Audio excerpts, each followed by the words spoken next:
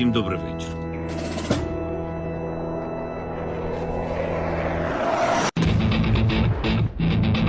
On behalf of the brave. On behalf of every father and every mother. Wings for freedom.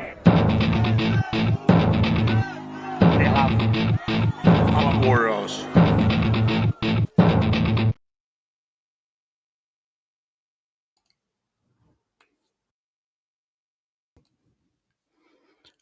Hello, everybody, and welcome to a stream from Tochnyi today. We will talk about the devastating attack that happened today on Ukraine's infrastructure and also civilian infrastructure. And we also have a very special guest here from Ukraine, our friend Vasyl. He's a lawyer from Dnipro. And we also have, as other guests from Tochnyi, we have Erland and John Rich, Bionade, and Jonathan. Hello, everybody. Hello, everyone. Hi, everybody. Hello, and welcome. The attack today was, as I said, was devastating. To hop into the topic directly, to give a short overlook, it was the largest attack so far that was tracked with an amount of about 158 attack drones and missile invading Ukrainians' airspace. And as maybe Alan, can you put in the graphic we have, the infographic? There were also a lot of injured and killed people, to be very precise. To put it into context, we have to say that this was not really a surprise. What we knew was that the Russians were saving or stockpiling amounts of missiles and drone to be able to conduct massive strike as today happened. The indication was given before because the amount of attacks in the last couple of weeks were low. And today this happened, what we can describe as an attempt from the Russian side to overload basically the Ukrainian air defense grid. And it was not that successful. It was partly successful. This is where we have John, which will take us into detail what happened and how the state of the Ukrainian air defense is. As we can see in the visualization, a lot of missiles and drones were intercepted. The quote of intercepted missiles is high, but not everything could be intercepted. And here we'll make a break. This is the situation that happened. It has to be pointed out that it was not an attack on specialized on attacking military facilities or military forces. It was, as I would assess it, John, correct me, am I wrong? More like some kind of terror attack with the purpose of destroying civilian infrastructure and also to basically kill civilians in residential areas. Yes, that is more or less accurate. Although we have seen, particularly around Kharkiv, specifically strikes against electrical and other critical infrastructure in addition. Yes, this is something which is both important for civilian, but also probably for military infrastructure. If we talk about the energy grid of Ukraine, do we have information how severe these kind of civilian structures were hit before we talk about more the terror attack on the residential areas?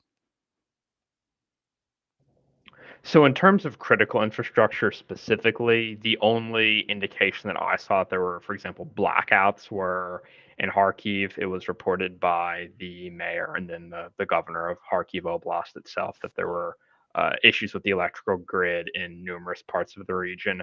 I haven't seen, or perhaps I just missed them, of course, but I haven't seen reports that there were issues with the grid elsewhere.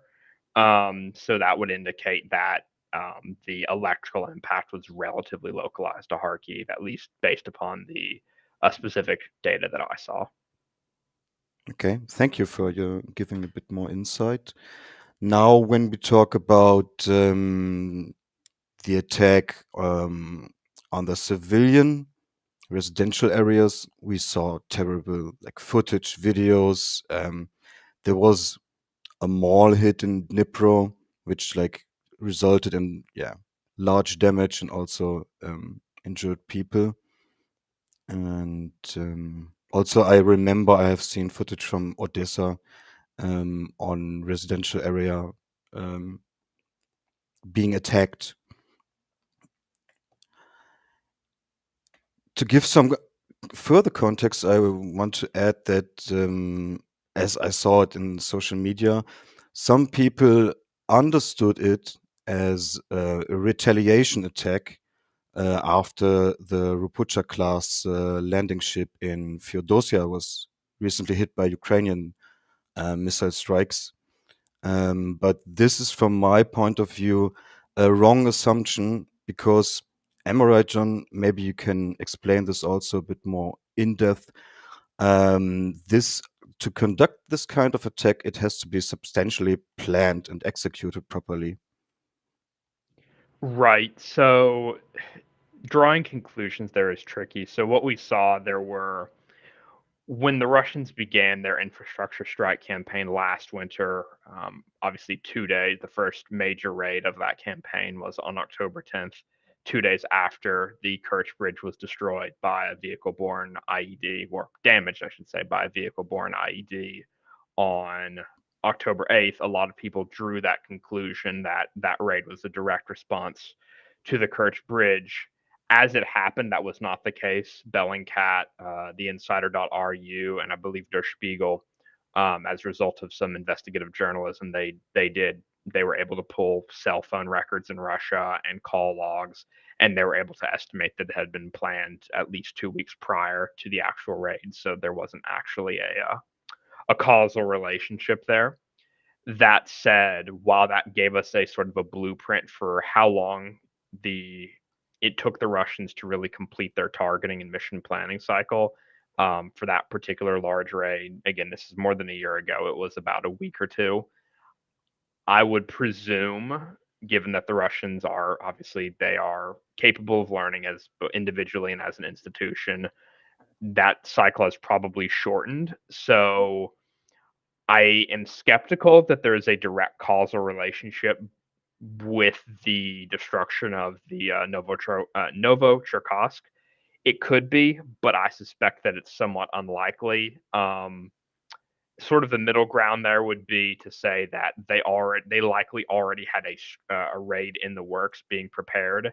They may have moved the timetable for executing it ahead as sort of a symbolic gesture, but I'm somewhat skeptical of the notion that it was directly related to the sinking of that Rapucha class LST.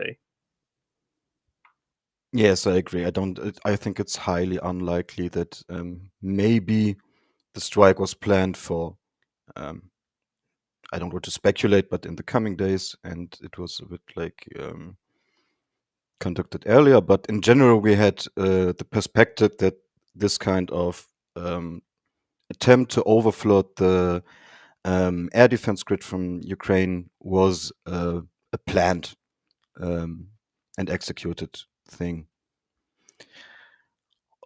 Also, I want to add a statement from an official. Like today, Ukraine's Air Force spokesman Yuri Inat also confirmed the unprecedented scale of the attack this morning, where I quote him, he said, "We have never seen so many targets on our monitors at once."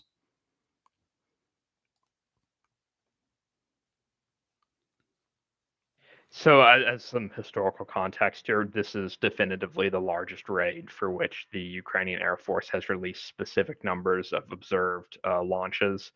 That said, it's my understanding is that there were some larger raids early last year. I believe the initial raid on February 24th, 2022, that opened the invasion. I believe that was somewhat larger, if my memory is served, based upon the vague numbers that were released, although we didn't get a specific detailed figure. That didn't start until September of last year.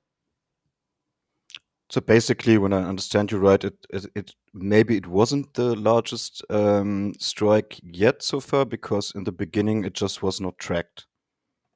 More or less, or at least, well, I'm sure the Ukrainian Air Force has detailed records of it, but they never publicly released them in detail. They'd not begin publicly disclosing the contents of Russian raids in a specified and detailed manner until September of 2022, so a little over a year ago. And so I see Erland has pulled up one of the graphs that I've been working on for a little bit now. That's why you'll notice that the data begins in October. I didn't include the full data set from September because there were a lot of systematic issues, shall we say, and inconsistencies with how the data was reported in September that I figured it was better to just leave it off. But that is the reason why it only goes back 14 months instead of farther. Oh, it's very interesting data. While we are looking at it, we also can see some kind of shift clearly. As what we can see is the amount of UAVs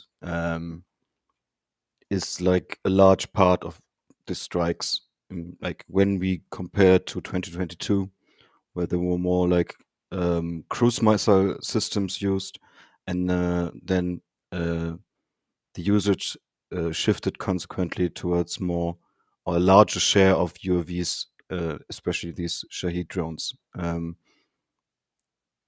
So it's kind of a shift, and probably maybe you can explain. It's a stockpile, I think. I guess I'm not sure, but the Russians don't have so many missiles in the stockpile anymore because they use most of them. So, in terms of the overall trend that we've seen, the cruise missile usage peaked as a relative fraction of the types of munitions that they were expending. That peaked, I believe, before September of last year, so it's not really plotted on these graphs. The Shahed was first employed by Russia in September of 2022, and very quickly we saw it become a sizable fraction of their overall munitions that they are expending.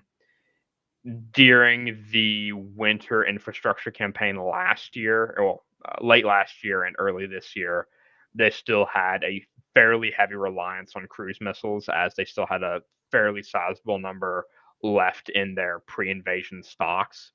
That said, they were very clearly expending them at a rate that substantially exceeded their ability to replace them. I believe they were expending on average 150 to 200 cruise missiles or so per month when they only produced about 30 or so per month, 30 to 40 per month. That situation has obviously changed since then. The Russians have been able to dramatically scale cruise missile production. My very rough estimate is that they're now producing between Caliber and KH-101 somewhere on the order of in excess of 100 units per month, 110, 120 maybe. So they've been able to substantially increase their capacity there. But what we saw coming out of the winter infrastructure campaign through the spring into the summer, then particularly into this fall, up until really the past month or so, a very heavy reliance on Shaheds, as they were really rate limited by their ability to actually produce cruise missiles. They were literally expending them as they came off the factory floor because, again, they had depleted their existing stocks during that winter infrastructure campaign. Now, what we seem to have observed, particularly if you look at the monthly trends, is that they expended no cruise missiles in October or November. That would have enabled them to probably stockpile, 200, 250, maybe 300, depending on what their monthly production rate was. And then they've obviously just now, within the past 24 hours, expended 90 of those, plus some additional ones earlier this month. So that would be a fairly sizable portion of their depending on where they're pulling it from, either monthly production or existing stocks. But they should have enough munitions and inventory to do this probably, I'd say, 2 to 3 more times raids of this scale. Ah, yeah, perfectly. You already answered my next question with it, so we can conclude that the Russians are not able to, as you said, conduct this kind of large-scale strike more than 2 or 3 times, which is not good news, but it's limited. Well, I should say, so depending on how they choose to approach their targeting process and their strike cycle, they could indefinitely execute one of these raids per month if they, stockpile a month worth of, cruise missile production, then expend them all in a single raid. They could sustain that indefinitely. But what we are likely to see is, again, they've accumulated at least 2 months of stock. So that's 200 to 300 missiles, depending on the exact production rates. They've expended about 100 of those now. So again, depending plus the 100 that they'll produce this month, that translates into 2 to 3. And then they could potentially sustain again 1 per month on top of that, if that makes sense. I guess yes. I think you gave us a good understanding on the general perspective. From my point of view, my question would be: is there any other kind of strategy which is applicable? No, I will formulate it differently. The Ukrainian air defense grid has been expanded substantially. And is there any kind of other attempt to conduct, partly these kind of destructive attempts without using a large amount and try to overload the air grid? I'm not quite sure I follow your question exactly. Yeah, it was. I'll try it once more. No problem. So, is there any kind of strategical different attempt they could try to penetrate the air defense grid without a different strategy? That's my question. So, generally speaking, the larger a raid is in terms of the number of munitions expended, the more effective it's likely to be in terms of the number that are able to penetrate the opposing integrated air and missile defense system. The issue is the Russians have not been able to achieve saturation. I have some graphs of this. They aren't really done and ready to be shown, but broadly speaking, the Russians have failed to achieve saturation. Even if the very large raids, the intercept rate hasn't declined that much, maybe 10, 15%, which is, obviously that's meaningful, but that's not the kind of catastrophic saturation that one would expect with such large raids. In general, if the Russians want to have success with their strike campaign while not expending vast quantities of munitions, really the only approach is to lean very heavily on ballistic missiles, simply because Ukraine has a very limited number of ABM assets, and these are mostly assigned to defending Kyiv and a few other very specific locations. Ukraine has now 3 Patriot batteries, 1 SAMP-T battery, and I believe 2 S-300V battalions, and that is the maximum extent of Ukraine's ABM capabilities. So obviously, what we saw, just in this previous raid is that 5 Kinzhals were launched along with 14 Iskander M's and S-300, S-400 surface-to-air missiles being used for land attack. None of those were intercepted. So it's pretty clear that, again, the level of ABM coverage is still very insufficient for the number of assets that must be defended. So that would be where the Russians try to lean heavily if they want to be able to maximize their effect for a limited number of munitions expended. Obviously, though, they're limited by the fact that they produce far fewer ballistic missiles than they produce cruise missiles, on the order of, I believe, the latest estimate that the spokesperson for Hur referenced was 25 to 30 Iskander-Ms per month, compared to, again, in excess of 100 cruise missiles per month. Thank you very much, John and Jay, for giving us an overview of what is happening and what's the situation in Ukraine. I want to move to our guest, Vasyl. Can you hear me? Yeah, Erland, I hear you clearly. Thanks. Thank you very much for joining us, Vasyl. Are you safe now? Yes, I think. It's a complicated question. I think I can't easy to answer. Yeah, because in 1 minute or maybe 5 minutes or maybe less or maybe more, it can be air alert, and also it can be another planned attack or something else. Now I feel plus minus safety, but it can be changed in any moment. Yeah, I understand. It's good to hear that you and I think your family is safe, as far as I understand. Where were We you hope when? so. Oh, that's, yeah, I hope so too. And where were you in Dnipro when the attacks happened today? I think attack started maybe 6 or 6:30, maybe, and continue for a long time. In that time, I was sleeping in my home, and my flat. I think it's near maybe 4.5 kilometer from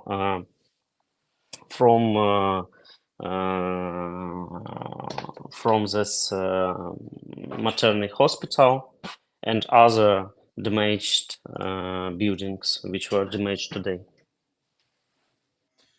I understand. So you were woken up by the missiles, or did you hear any alarms before? I think alarm was a long time before. I think it started maybe at 4 o'clock and continues after, I think, months, years in such situation. You don't go in all air alerts to shelter because it's unreal. It's unreal because sometimes we have 12 air alerts in a day, 15 air alerts, and in every moment go, it's very hard. And also we understand that we have many air alerts that when Russian MiG is in skies, and this MiG isn't attacked every time Ukraine. It can be airless, but it might be no reason to hide or something else. That is why it's complicated to make decision, and we have some extra information by another channels were informed it is ballistic, it is mix, or it's about something else, and it writes about what a color of our region, a color of I think it's about a color how to describe situation. It can be green if it will be near cancelled air alert, or it can be yellow when it's not very big treaty or something like that. It can be orange, or it can be red, and it can be written you have to run or something like that. I understand. Yeah, and if you live for a long time in such situation, I think nobody in Ukraine go in any air alert to shelter. I think we don't have such people. So, do you know how far you were from the attacks when they happened, more or less? I think, as I said before, it's maybe 4.5 kilometer from maternal hospital Yeah. and trade center and other damaged buildings. And But this is but I want to say that even if you 4 kilometers and such land, it's very loud. It's yes. very loud. I, S- you feel it's like very near, but Was it after that you understand that it's not. Sometimes in your flat or in shelter, you feel like a little earthquake or something like that. so? Was this more a lot louder than you ever heard before, or have you been kind of used to these sounds? It's very bad to say, but you live in such situation and you adopt, and that is why it's something like used to. Yes, it's very bad, but it's go in such way. Also, about it was loud or not, it was very loud. I think something like that I have heard in June this year last Okay. time.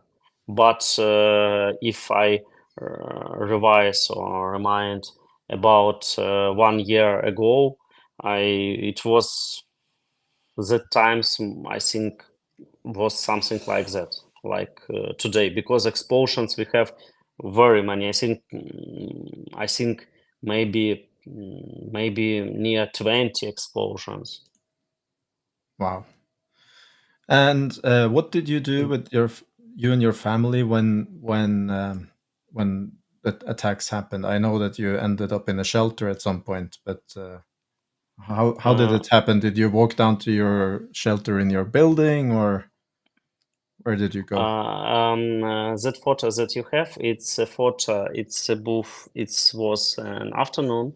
Also, we have air alerts, and my son was taking part in extra classes in IT sphere. And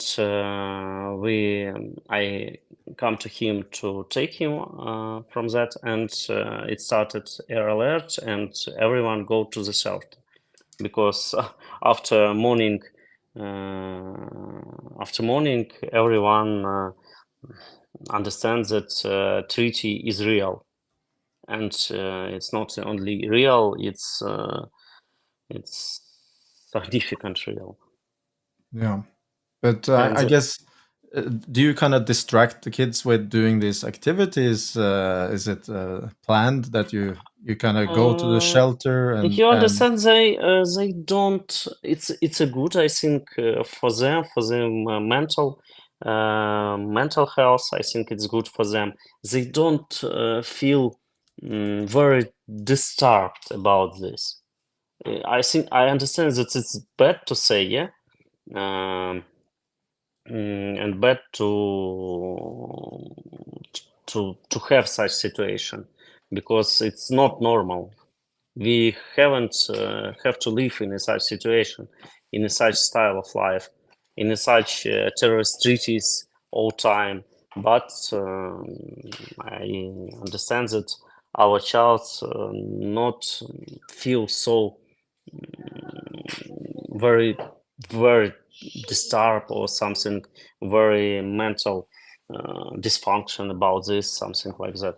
Uh, yeah, they played there, they speak to each other, they be a children.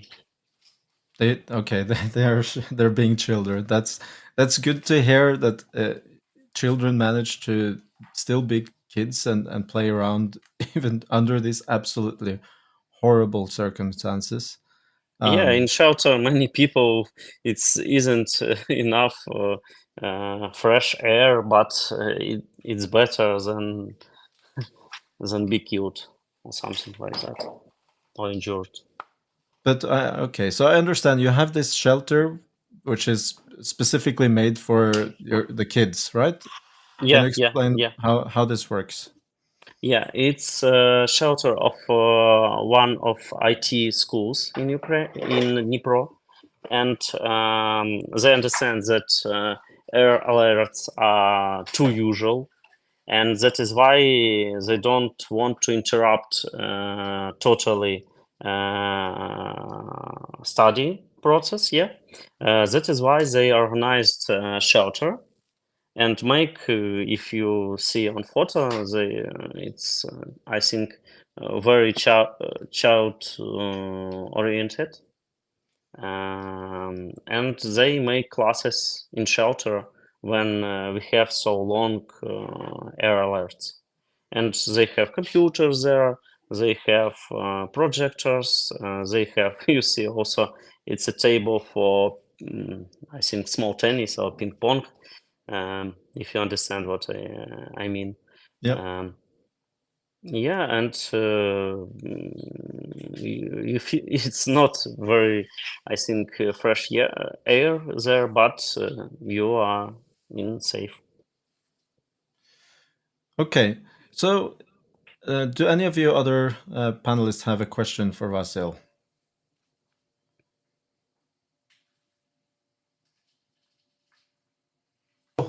Can you hear me okay? Yes. Yeah, I hear you. Thank you. Brilliant, thanks. Yeah, thanks for joining us today. Just one question. I'm sorry if you've covered this already.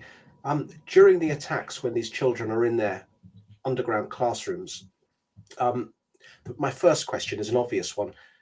Can they hear the attacks happening?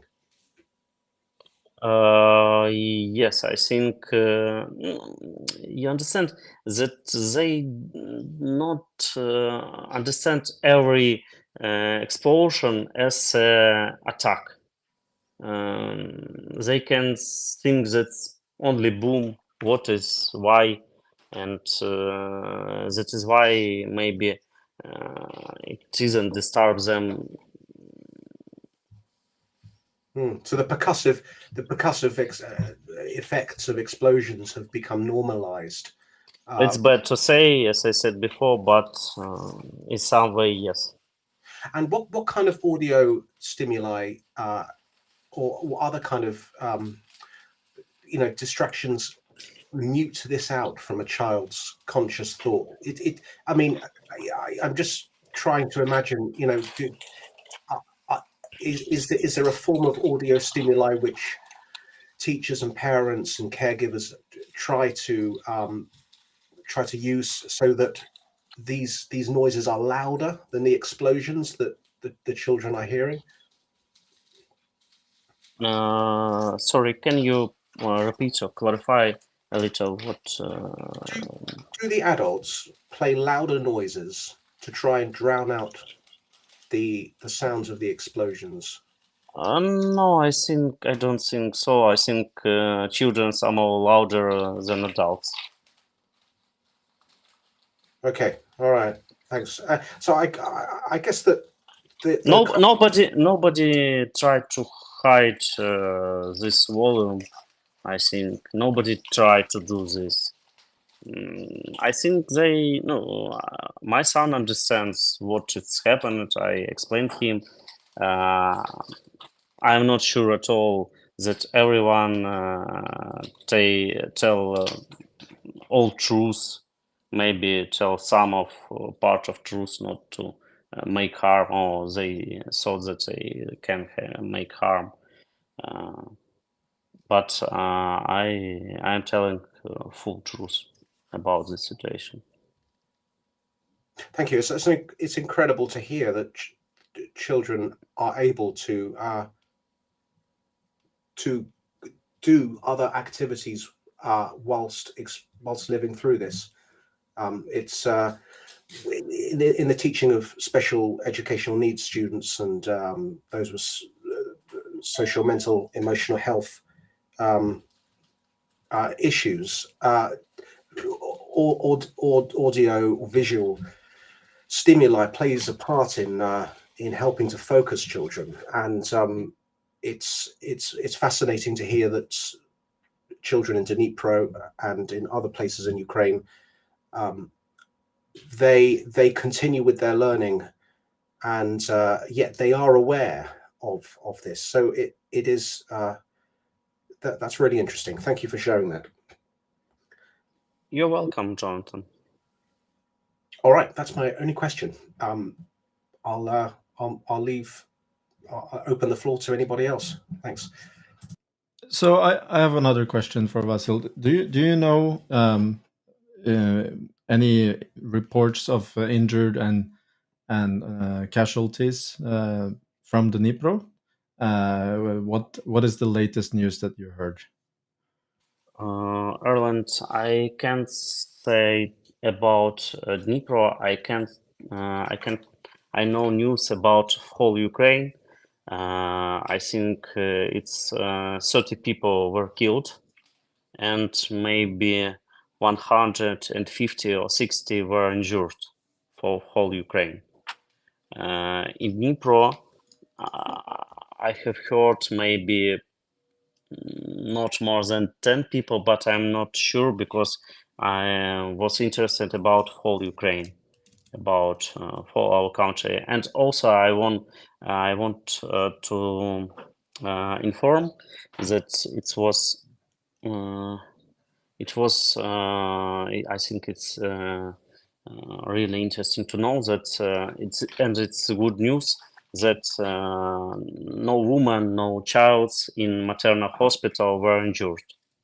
I think it's very important because they go to the shelter, and also for Ukrainians born in this morning and after finished ALS, they were removed in other place, in a safe place. Okay, well, it's devastating to hear that so many people were killed in this. It's horrible. Sorry, everyone. It's horrible. It's another one terrorist attack. The Russians, which they are making day by day. Yeah, today attack was very massive. I think I understand that I am not sure 100%, but I think it's maybe the biggest attack. Pavlo Tkachenko have write that in Dnipro were killed 6 people. Thanks, Pavlo, for information. I think it was the biggest attack, missile and drones. Yeah, from the start. I also would have a question towards Vasyl, if it's possible. Yeah, please.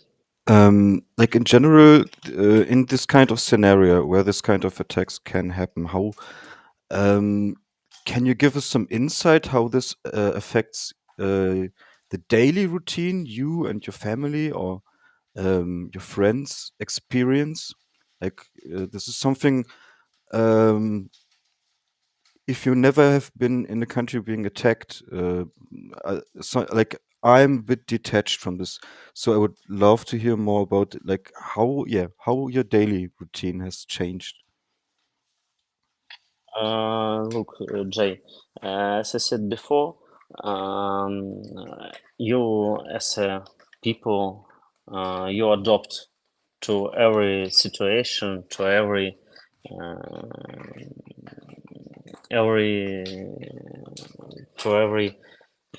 I think such situation which you live in. That is why you try to adopt your life to this style and live and try to help other people, try to help our warriors to donate money, to earn money. and that is why after such attacks, when you are informed that attack will be very big and also treaty is real, in this situation you try to go in shelter, or you try to go according the rule of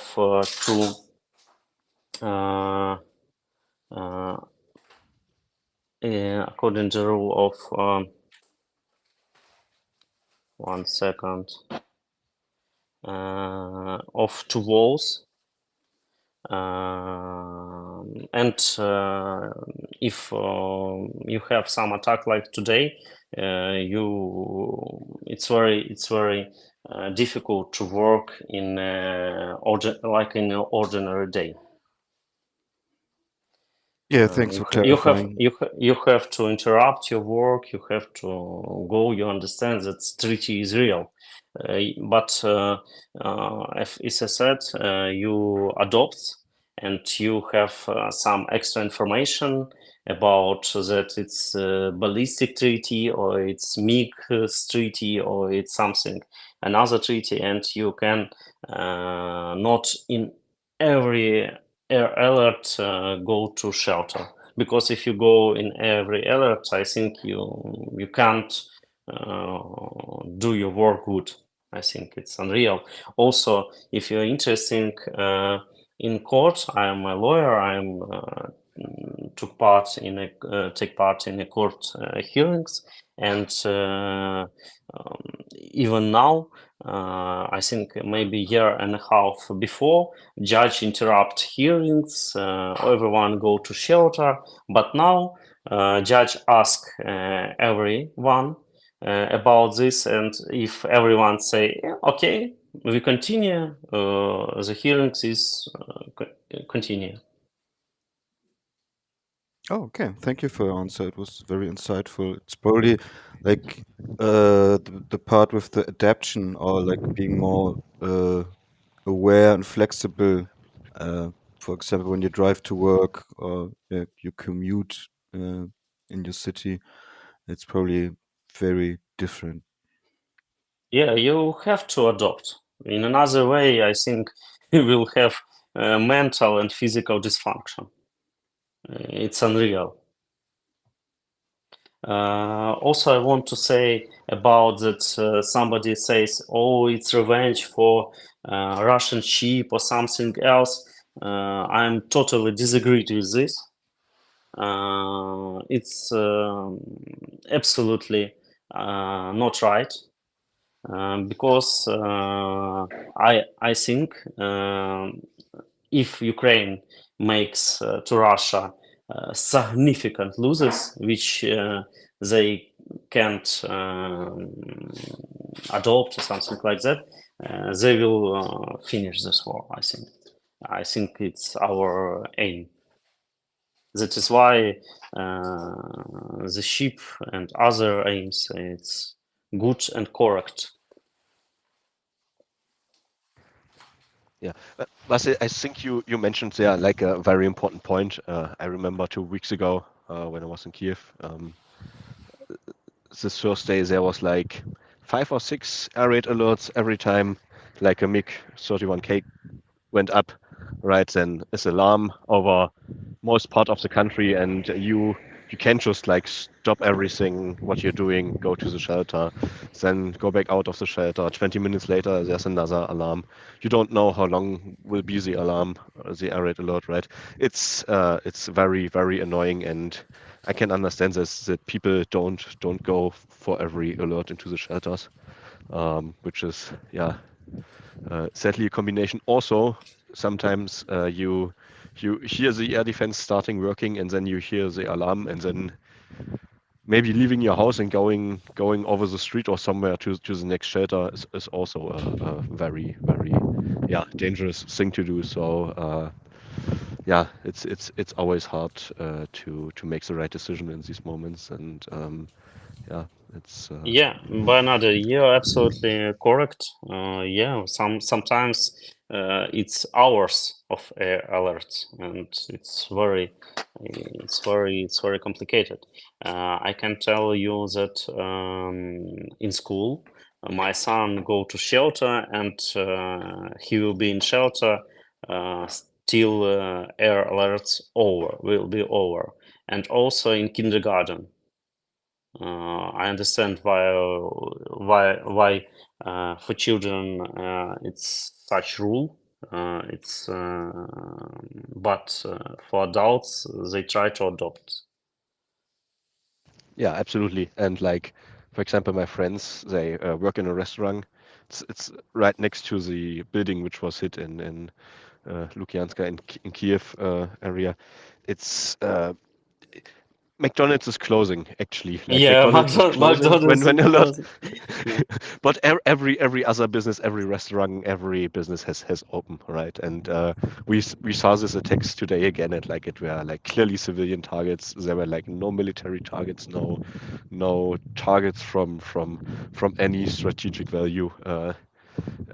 I know like in the east there were like some attacks on the electricity infrastructure, but most of the attacks like in Kiev and in other more western cities were like mainly on civilian buildings, and that's yeah, it's pure terrorism. Yeah, it's absolutely terrorism. They even now not attacks electricity system or another important system. They attack civil buildings. They attack hospitals, apartments, trade centers.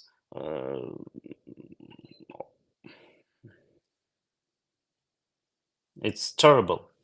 I think only respond can stop them. And even I am a lawyer, I understand they understand not law respond, yeah, not about guilty or court decision or judgment. I think only respond in war. They Okay. Yeah, understand. absolutely. It's like it's not like you're going for revenge, right? But like there has to be an answer to these kind of attacks, and the right answer, in my opinion, would be give Ukraine more capabilities to like really strike these air bases and strike everything which is like shooting Yeah, rockets at Ukraine. they have to pay, but not pay by civil buildings. We are not terrorists. I think they have to pay ships, military ships, and other very significant military targets. They have to pay in such way. I have heard that 78 were killed on Novocherkassk. Thank you, Vasyl. Thank you. So I'm going to transition to some viewer questions before we have to close down, and we should close down in a few minutes because our friend Andrew Perpetua's stream is starting now. But we'll just take some time to pick some of the questions from the audience. So, John, will you be able to answer Ronaldo Roda's question if there is any confirmation of the supposed strike of the Tu-22?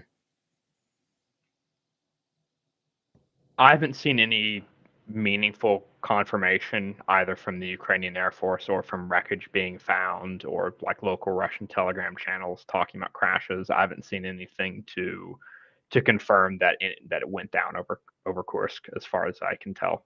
Yet, anyways, that may change, but I haven't seen anything confirmatory yet. So, if this happened, how would that be possible? Would it be because they moved too close into Ukrainian airspace, or there's a variety. I mean, it could have been shot down. It also could have been an in midair accident and just crashed. I mean, that happens. There's, at this stage, it's too early to say what it could be, if it even happened at all. Yeah, these are fairly old aircrafts, right? Yeah.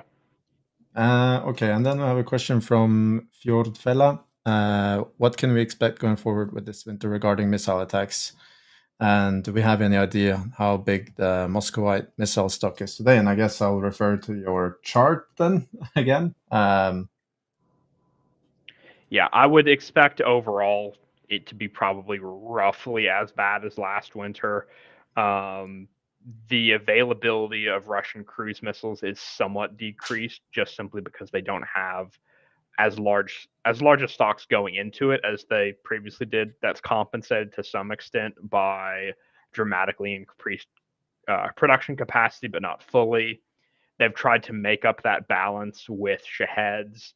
So what I think we'll see is that we will see raid sizes that are overall on average larger, but a Shahed is much less capable of penetrating Ukrainian air defenses than say a KH-101 or even a Caliber is.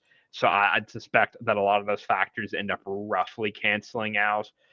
The sort of the wild card here, if I can call it that, is so in terms of Ukrainian air defense capabilities, obviously they've received a significant expansion in terms of obviously they have multiple Patriot batteries now. They have more IRIS-T SLM batteries. They have more NASAMs.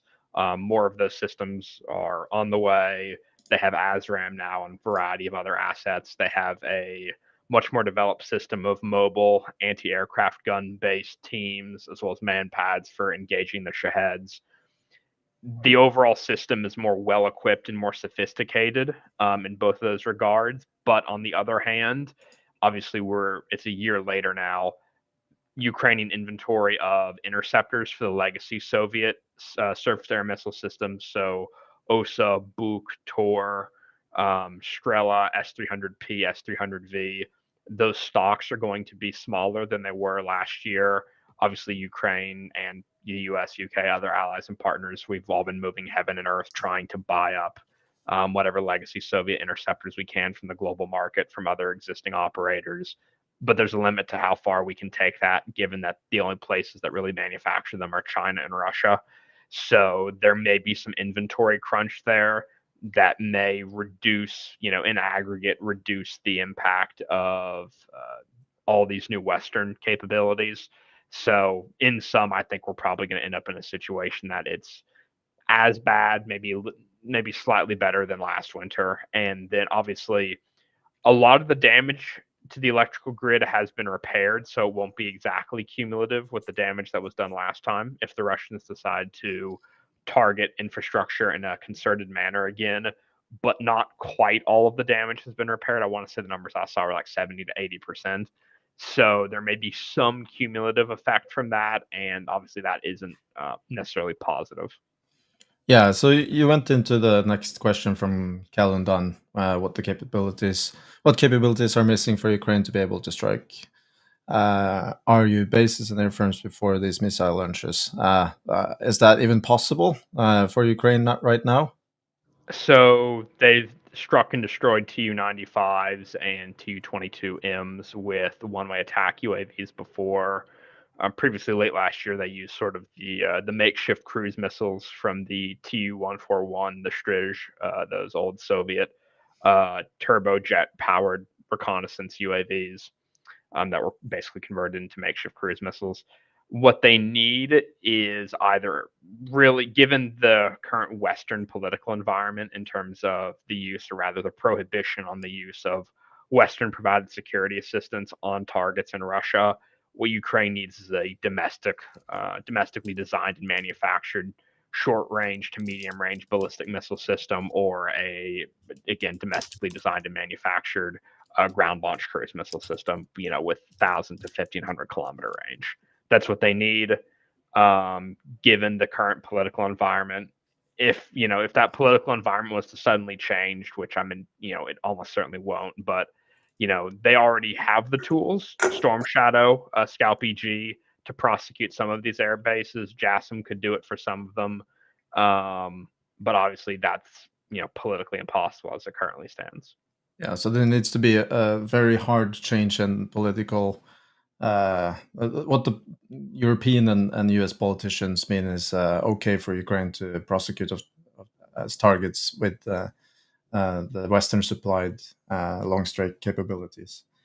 Yeah, I mean, the optimal path here is, Ukraine needs to be able to evolve that domestic long range strike capability with either, again, short to medium range ballistic missiles or ground launch cruise missiles. The one way UAVs, they are, while they are available in somewhat meaningful numbers, again, you get into the same issue with that the Russians face with the Shaheds, is that they're very easy to defeat, even if you can produce a large number of them. So the effect they tend to have on target is pretty poor. The Ukrainian UAVs, they suffer from the added problem of low production volumes in general, and the payload on them is usually pretty terrible. I mean, we're talking like 5 kilogram warhead compared to say 30 on a Shahed. They aren't really ideal. I mean, they can get in damage sometimes, and obviously that's wonderful, but to really be able to do this in a meaningful, decisive way, that requires cruise missiles or ballistic missiles. Yep. And of course, it's something that we hope that will change, but it's a political decision. I fear is far away from where we stand right now. But let's hope that these absolutely devastating attacks from today and also before will gradually change that. I'm not so sure, but I hope for our friends in Ukraine's sake that that's going to happen. I think we should start. We should start closing up because our friend Andrew Perpetua's stream has started. So when we close up, I recommend everyone to follow his stream. There will be more details about the strikes there. I want to say thank you to Vasyl for joining us, and stay safe. Thank you, Erland. Jonathan, did you want to say something before we go to closing? Yeah, sure. Thank you. Thanks everybody who's participated. Thank you for everybody who's chimed in on the comments. We try to answer all questions we get. It can take us an episode to get round to it, but we do endeavour to answer every question asked of us. So I guess on Ukraine's darkest day of air attacks, that it has on the heaviest recorded day of air attacks that Ukraine has experienced this war, it is remarkable that Ukrainians endure, their lives continue. Thank you to everybody who's participated. Slava Ukraini. Героям слава. Смерть Thank ворогам. you, Jonathan. Слава нації. Smert Voroham. Смерть ворогам. Okay, thank you very much for joining, and see you again soon. Please subscribe, and everyone should join Andrew Perpetua's stream, as it's should be live now. Thank you again. On behalf of the brave.